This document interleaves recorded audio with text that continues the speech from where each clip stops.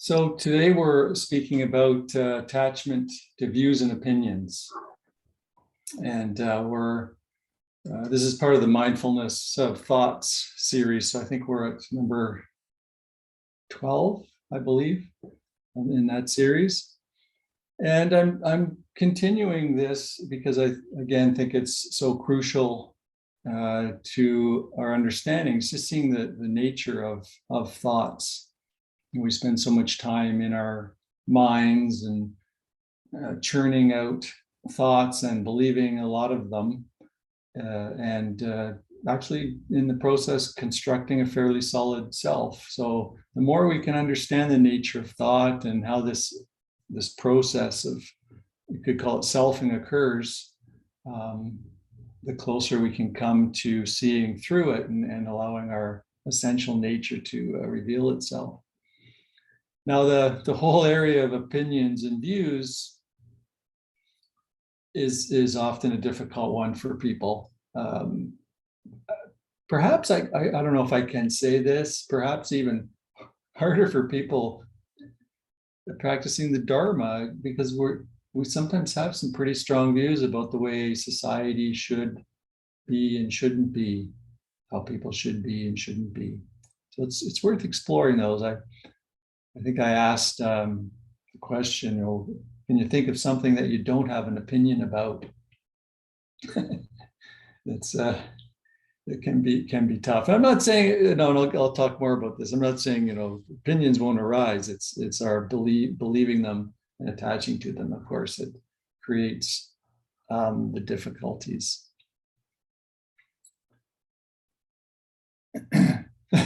I've got a joke written down here. Why don't Buddhists vacuum in the corners? Because they don't have the attachments.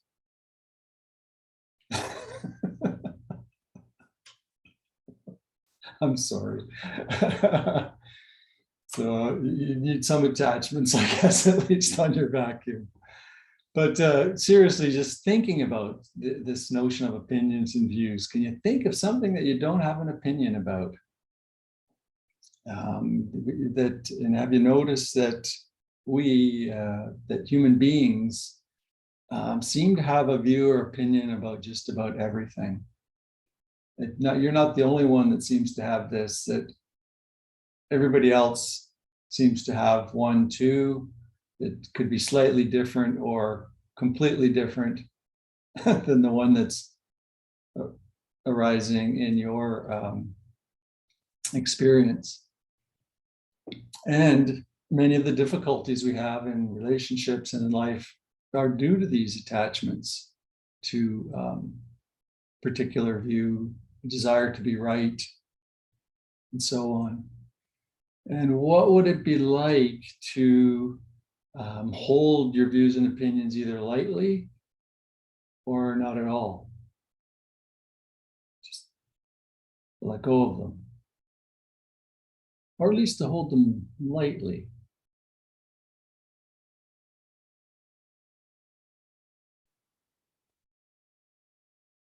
What would it be like? So we're exploring an attachment to views and opinions. Again, I'm not saying that the arising of an opinion or a view is inherently good or bad. It's how we relate to what's arising, right? An opinion is just a thought arising in the mind. We attach to it, identify with it. So this is my belief, my opinion, which is a true opinion, which means a lot of other opinions are not true. You can see how that creates a lot of conflict in the world and in between people. So can we see it's just a thought arising, just like we see all thoughts arising. It has, if it's seen as holding no inherent truth, it doesn't have an effect.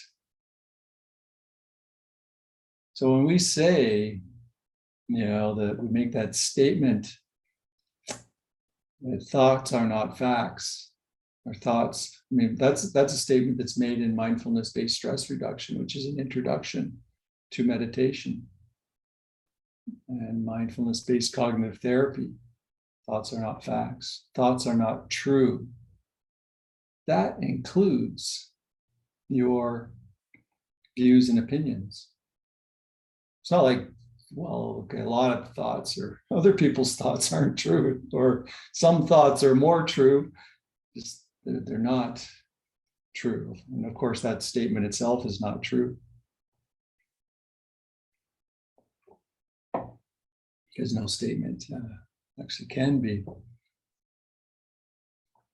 But we're looking at how this attachment to views and opinions creates really a sense of division, a sense of separation. And if we're going to touch our undivided self, or undivided, the word using the word self there could cause confusion, our undivided essence, our unconditioned true nature, that's beyond division and beyond separation. So if you can imagine for a moment what it would be like to have political discourse or discussions where instead of people wanting to be right and adhering tightly, even in many cases with strong emotion, to a particular view, that they'd say, I'd like to hear more about your view. And approach it with an open mind or a don't know mind. Or as a Zen, in Zen they say the beginner's mind. Don't know mind, open mind. You think perhaps something else might emerge? I mean, the person you're talking to may not even have that paradigm in mind, maybe really wanting to be right, but the fact that you're open to hearing and listening and exploring will change what emerges. I'm not saying a real dialogue will emerge, but it might. I think it might be more likely. So the Buddha was kind of a character in this regard. So he talked about the four attachments that cause suffering: the attachments to sense pleasures in the material realm, attachment to self-identity, and attachment to rites and rituals. And the rites and rituals was more contextual, although we still have that. It was particularly important in his time. And the fourth was views and opinions and ideas. So he really spoke a lot about this attachment to views and opinions. He put it fairly high in his discourses, and it endlessly frustrated his contemporaries at the time. If you think back to India 2,500 years ago, there were a lot of spiritual seekers and a lot of different lineages and traditions, and there was a lot of debate between them about so many different things, and so people would come to the Buddha's talks and would throw out these philosophical questions. You could say these debates. They would ask him to confirm or deny a view, like is the cosmos of the universe eternal or infant? Is the soul and the body the same? These kinds of, the Buddhas die, these kinds of questions, and the Buddha wouldn't answer them. There's some really interesting dialogues where people are just get really frustrated in not being able to sort of pry out an opinion or a view from him. And he would say that asking those questions don't lead to awakening or unbinding, so I'm not going to answer them. They're not helpful in leading to awakening. And he would say things like, well, if you take one position then that position simply becomes he called it a thicket of views. I like that translation, a thicket, just a tangle of more views and opinions and philosophy that you then have to develop around it. And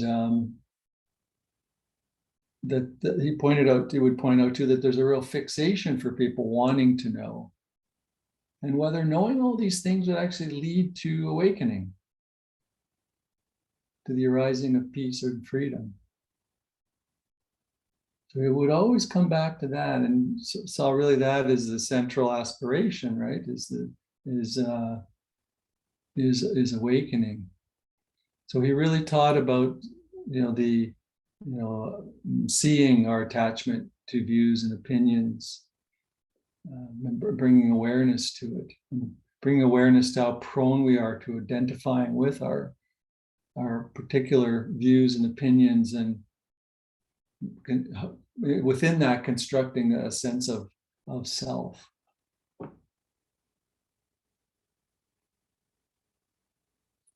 I don't know if perhaps you've noticed in your own life that when you hold on to a strong opinion or view about something, rather than just seeing it as a thought, you kind of really hold on to it, that there's a real tightening of the mind around it. You can almost feel the contraction, either in the body somewhere, and sometimes it's right in the forehead, in the temple area. You almost feel this tightening of the mind around it, a charge, the sense of being, needing to be right, that somehow it's your view or opinion. And of course, that's a real feeling of division.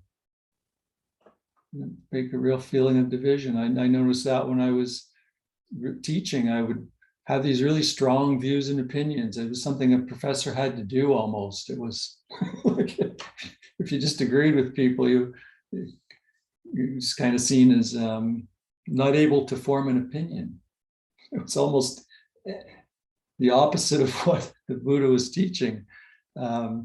You wanted to have these strong opinions, but I noticed that they could change really easily. I'd read Foucault and I'd have all these opinions about structuralism or whatever, and then I would read something else and oh, that makes sense too. I kind of like that, and I would adopt that as an opinion.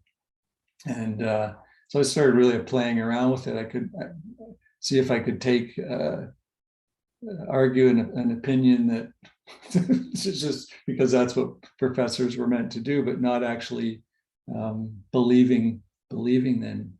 But when they're believed and they're ours, you feel that sense of contraction and division.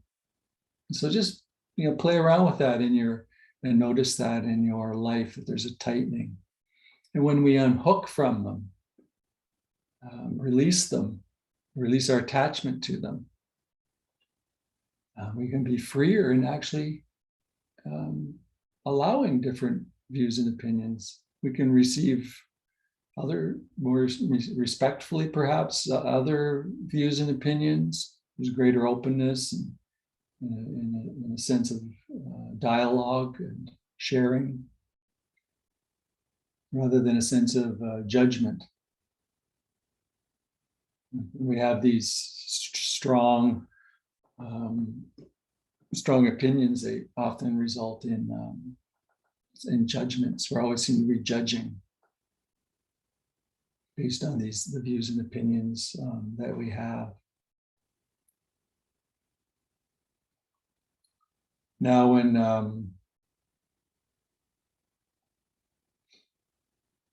inevitably, when I speak about this topic, people will ask questions around, well, what about all the suffering in the world? Shouldn't I have an opinion about, the best way to solve that? That there are good ways to solve that and not good ways to solve that. And you get what I mean? Like some opinions just seem justified, right? Because they alleviate suffering in the world. So they might be seen as in alignment with dharma, with right action. So I often get that question. It can be a real a blocking point, and not maybe that question's not coming up for you, but it sure came up for me in my early days of the Dharma, and argue with my teacher about this this topic. And it is a difficult one, because there are, in a relative sense, there are better views, right? In a relative sense, but they're not true. And of course, in this practice, we're looking for the truth. In a relative sense, it's better to be kind, compassionate, rather than cruel, uncompassionate. Compassionate, as I've said in the past, compassionate ego is much preferred over uncompassionate egoic mind. So it's better, but is it true? Is it true? We're always looking for the truth in this practice. So when I say in a relative sense, we're stuck in this this dimension or paradigm of good, of categories of good, bad, evil, not evil, and so forth, which of course are dualities. And in an ultimate sense, when we step out of that paradigm of dualities, we see the truth of non-duality. So a lot of what I say around thoughts are not facts, and the letting go of or non-attachment to views and opinions don't make sense to the mind, the dualistic categorizing mind, right? And that's basically what these minds do, is they categorize and they form dualities. So I'm basically inviting you to explore something that's beyond what is your baseline paradigm of way of thinking, and looking beyond that to a non-dual way of thinking. And it's really seeing perhaps that it's only through seeing in this way that all these apparent problems in the relative world will ever be solved. I mean, we've been running around throwing our views and opinions at what's going on in the world, and it doesn't seem to be getting. We're just drowning in a lot of views and opinions. It doesn't seem to be getting any being solved in any way. So humanity will need to start to think in non-dual ways in order to come to apparent solutions to these apparent problems in the relative world. So it's easy for us to see, that the evil, or what we see as evil opinions, are creating division in the world, right? Like, we see that. But can you see how even what appear as good opinions in the world create division?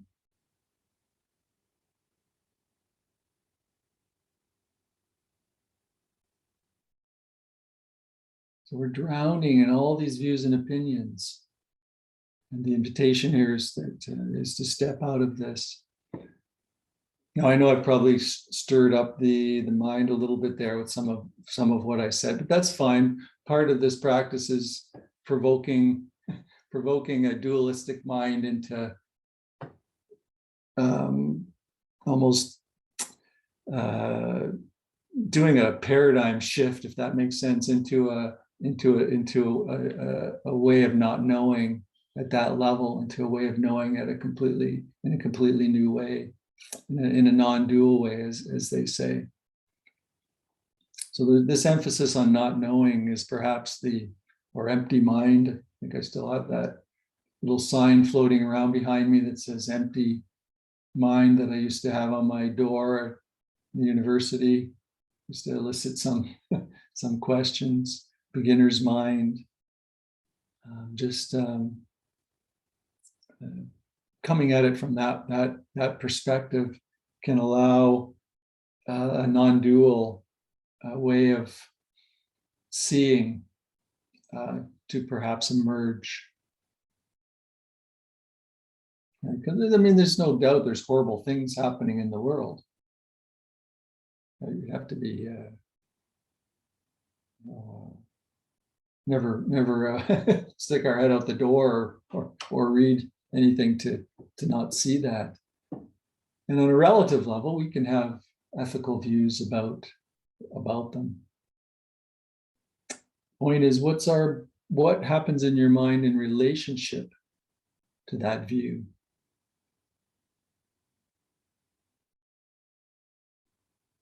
And are there rigid opinions about how the world should be?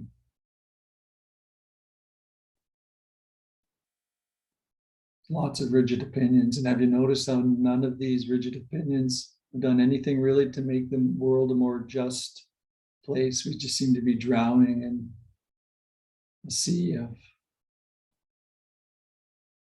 opinions.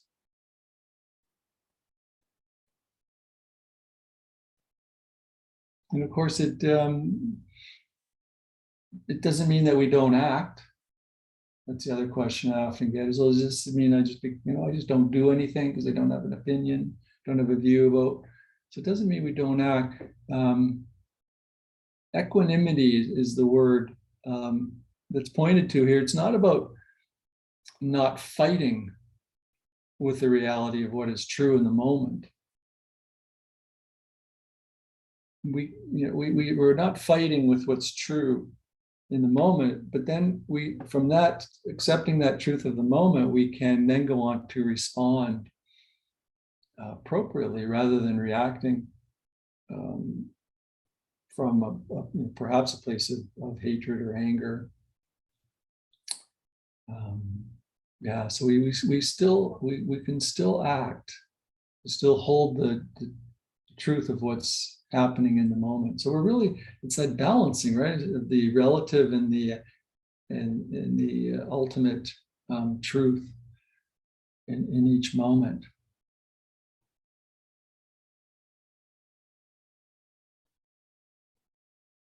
And at some point you start to really smile when these views and opinions arise in your mind, and when they arise in the minds of people around you. They're all empty. They don't belong to anybody. They're just arising.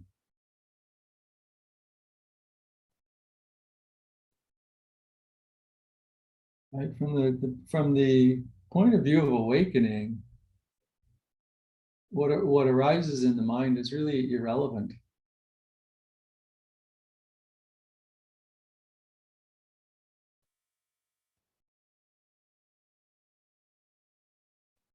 And that's really the statement. Thoughts are not facts, or thoughts are not true. Really playing around with that in your practice at a very deep level. No statement is true, including the statement that no statement is true.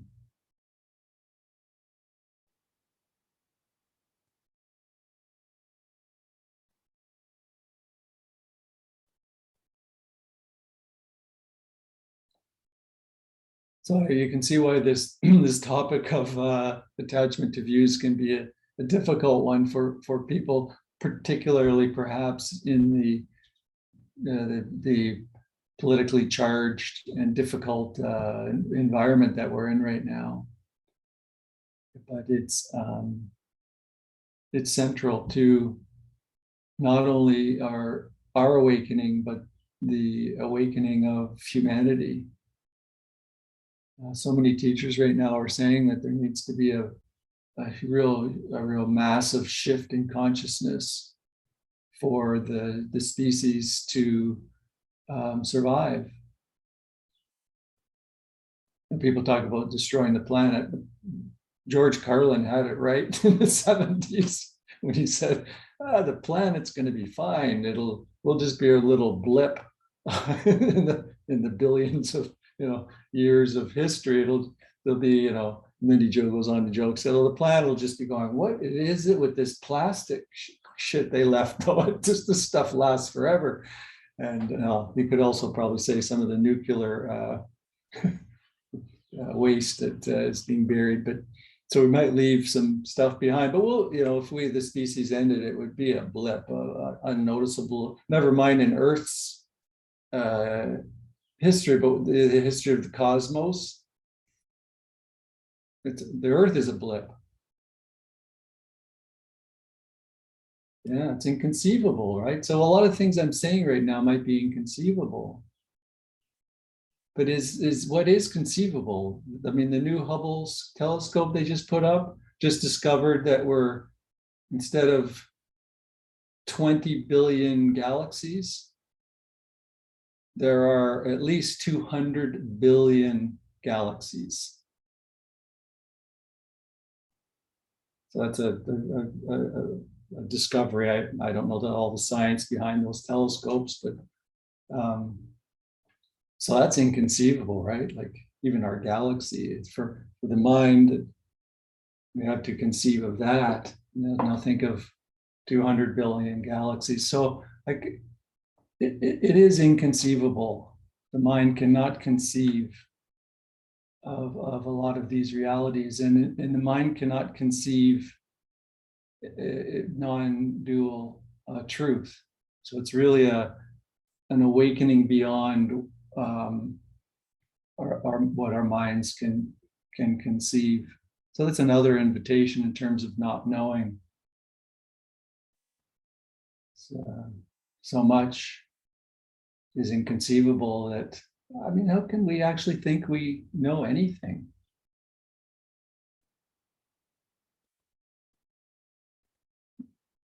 Anyway, I'll leave it there. I'm sure I poked some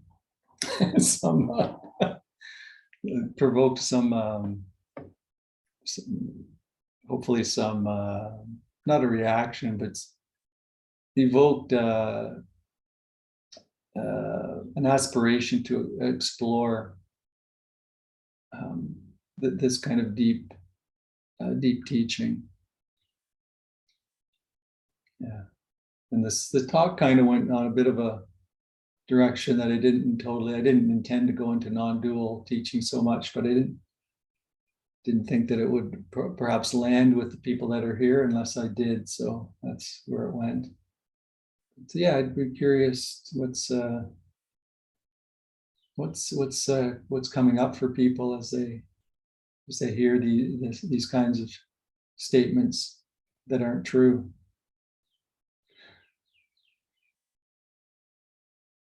Nita, yeah. So something you said right at the end really kind of woke me up, and when you said how can we believe that anything's true, or kind of we need to be open to all possibilities, but and then I immediately thought, well, we know what's inherently good, and I believe, if I'm remembering, in Buddhist teachings, they talk about sort of your inner knowing and right action and so on. So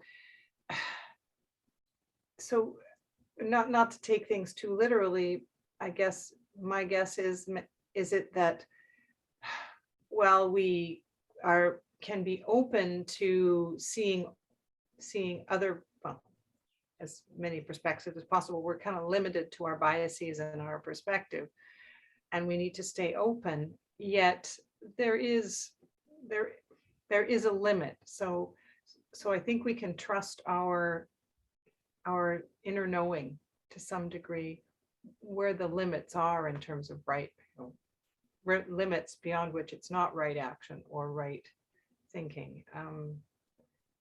So I'm interested in kind of your thoughts on that. Thank you. Yeah, so our limited mind, the mind of the self,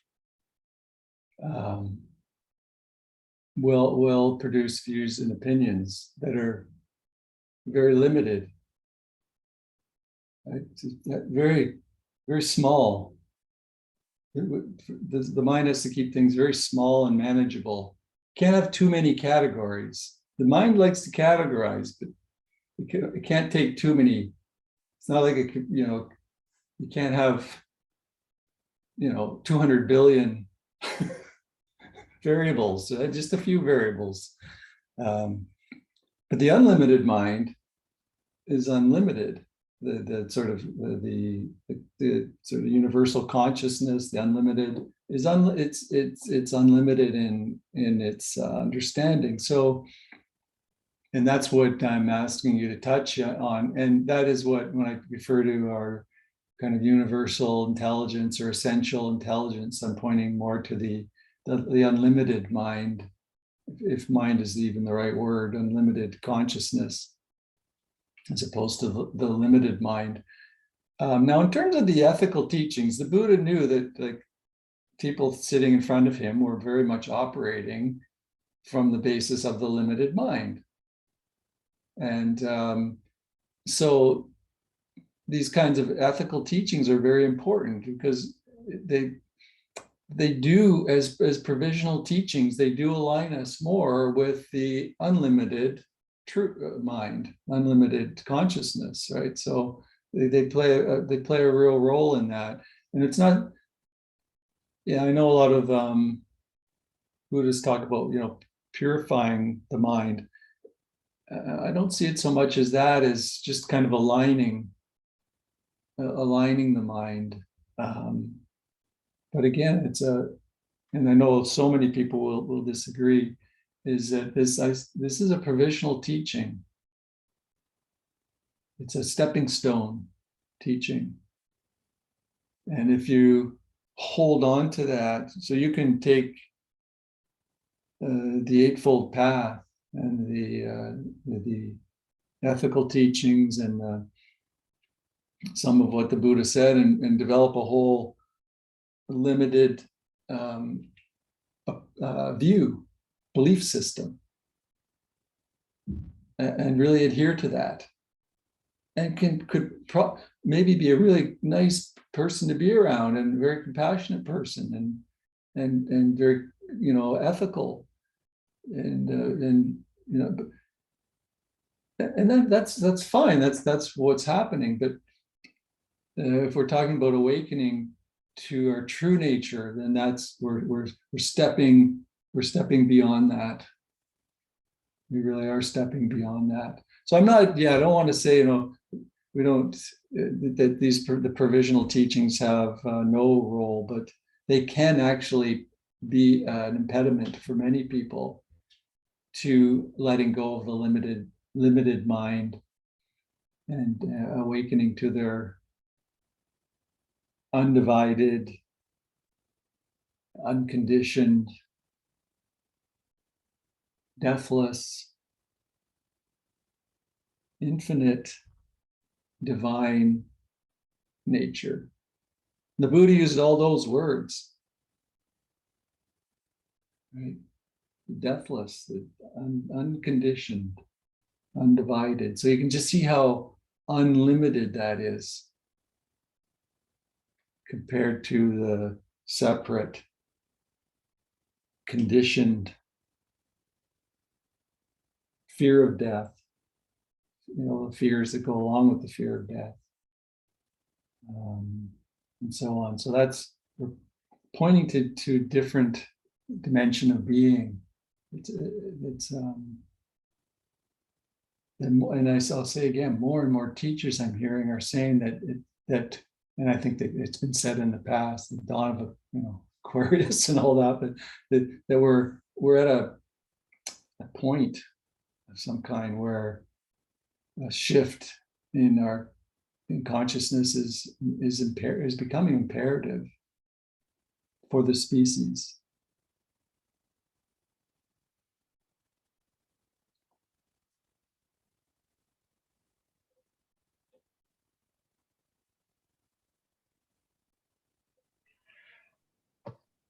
So are you saying, Stephen, that as much as you hate chemicals in the body, from time to time you have to take a Tylenol to get rid of a headache? Is that what you call about the provisional? I mean, in some situations, I mean, so these provisional teachings are kind of a stepping stone. Is that what you're saying? A temporary evil that will help you in the right direction, something like that? I wouldn't call it, they're not evil in that sense, unless Yeah. it's something that's going, I think the statement, I'm getting a bit of an echo there. The statement that they're stepping stones is different than, I'm going to mute you there. I think there's an echo coming through. That taking a Tylenol is just an appropriate action if it seems appropriate for you in that moment to dealing with a very relative reality of a headache, right? So you do that throughout your whole day. We've talked a lot about how awakening doesn't mean you just become a lump. You just respond, you manifest in the world in a much more spontaneous way. So that's a little different than the track I was on in terms of provisional teachings. Provisional teachings are, and the Buddha gave a lot of provisional teachings, and it depended on who he was talking to, right? So I would never give this talk to people in an introductory meditation class. But if you folks I've been around with you now for a while, so I'm really pushing the envelope. I guess that's a fighter jet saying, but I'm really kind of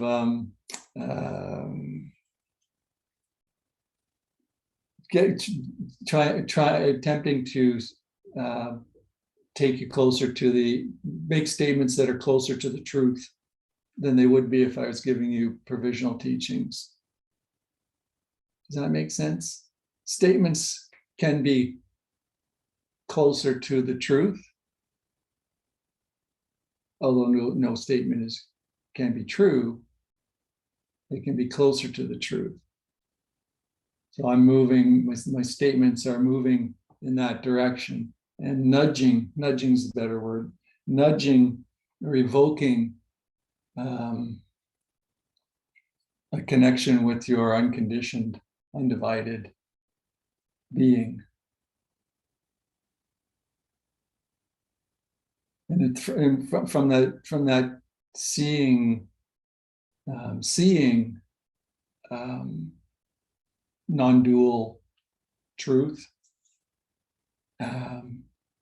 one's actions in the world will often shift. People take on completely different interests, and or they might not. But they become more spontaneous and grounded in a different way than they were from when they're coming from the more limited self. Yeah, I hope I answered your question, Rose. Yeah. So in other words, is be aware that they are provisional. So hang on to them as a, but be aware that they are provisional. That's not the end. Yes, Okay. definitely. Yeah, I think that's very helpful. I don't think that's said enough in Buddhist circles. That, I mean, you don't have to say it when I don't say it when I'm offering these teachings. I'll teach people, all the different provisional. And I don't say that, but at some point, I think people need to be informed that these teachings aren't meant to become a new belief system. That this will get you no closer to awakening than the other belief system, any other belief system that you might behave in more ethical ways, but you're no closer to awakening. You may be more aligned with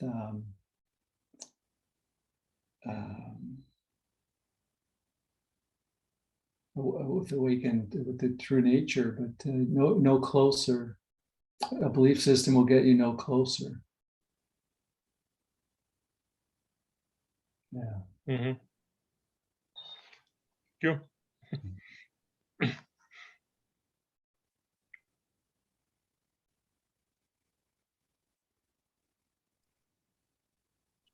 Thanks, Stephen. I feel like we could spend another hour or two talking about this. It's such a fascinating, vitally important topic. And thank you so much for the talk. And it's really good to see everybody.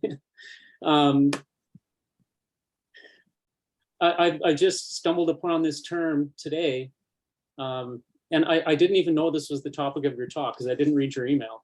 But this term that C.G. Jung, so Carl Jung, the great psychiatrist from the past, he coined this term called enantiodrama or enantiodrama. So it's like, and what he said that it's like, so the opposites, when you take anything to so enantiomers are just two, like it's just the mirror image of a chemical, like, because you have different isomers.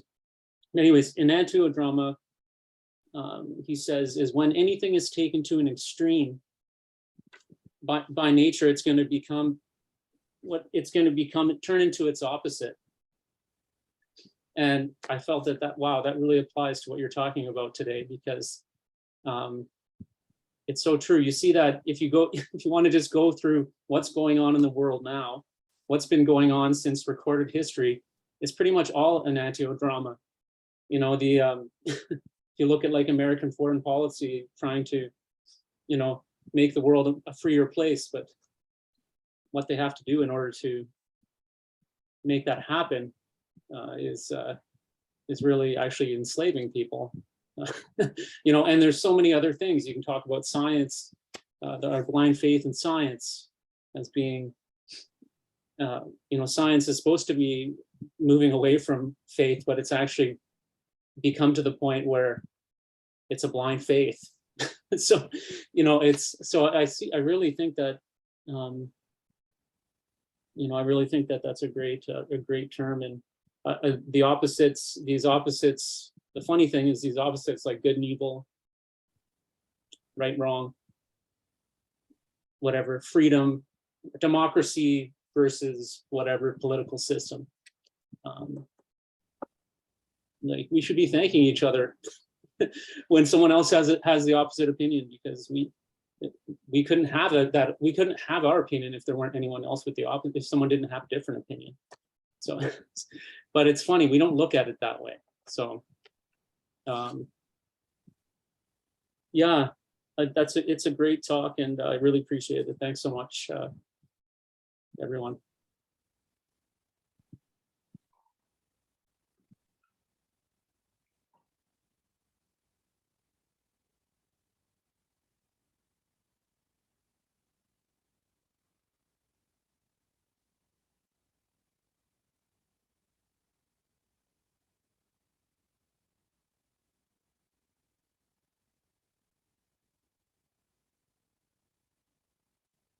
Are folks ready for a full-blown series of talks on non-duality? Last time I tried to do that, I think 3 people came, so then I quickly abandoned it. But because the problem or the challenge is giving talks on non-duality that don't become philosophical. That's the challenge. And if I was finding myself becoming more giving you saying statements aren't true, but then giving you a lot of statements. Oh, and so it's very difficult to teach non-duality.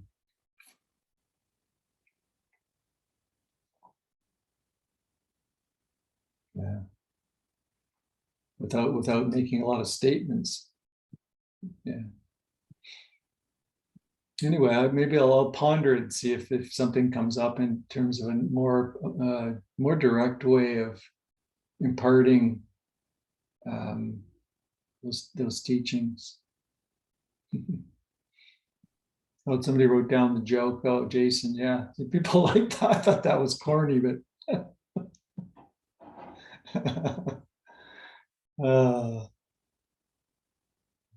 Stephen, speaking of non-duality, if people don't mind, I wrote a poem that I think, I didn't know about this talk, but I wrote this poem recently, and I think it's very applicable. It took like 1 or 2 minutes. I mean, feel free to throw those digital tomatoes that I throw. no, your poems are awesome. So it's called, doesn't really have a name yet. So the problem isn't you, the problem isn't me, when all we are mirrors for each other to see, deep into our fears and into the past. I hope you'll see it soon, because the future's coming fast. Maybe nothing is the problem, but the solution to the problem. The problem isn't fast, the problem isn't slow. If you can hear without listening, then you will know that it's always been perfect, right here, right now. There is no other moment you'll ever find anyhow. Maybe nothing is the problem, but the solution to the problem. The problem isn't right, the problem isn't wrong. When you start to get the feeling, you'll start singing a song about that long lost feeling when you see the other's eyes. It's like looking at yourself for the very first time. Maybe nothing is a problem, but the solution to the problem. The problem isn't evil. The problem isn't good. You're not doing what you're doing, especially when you should. Ought is not a word that means a thing at all, because for every single rising, there must always be a fall. Maybe nothing is the problem, but the solution to the problem. Thank you.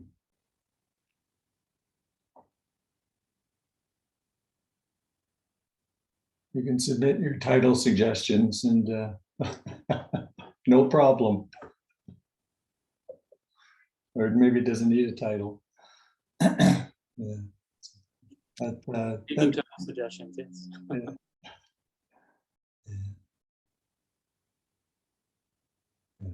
Yeah, thanks, Jason. That was beautiful. Okay, everyone. Still light outside? A little bit, maybe. But thanks for coming on this beautiful August evening. It was great to see you all, and the talk I know went in a direction you may not have expected, but that's what happens in talks. You can go anywhere, right? So yeah, so take care, everybody, and be well. Thanks, Stephen. Everyone. Thanks. Thank you, everyone. Thanks, Stephen. Bye. Thank you, Stephen. Bye. Night, everybody. Good night. Night. Thank you.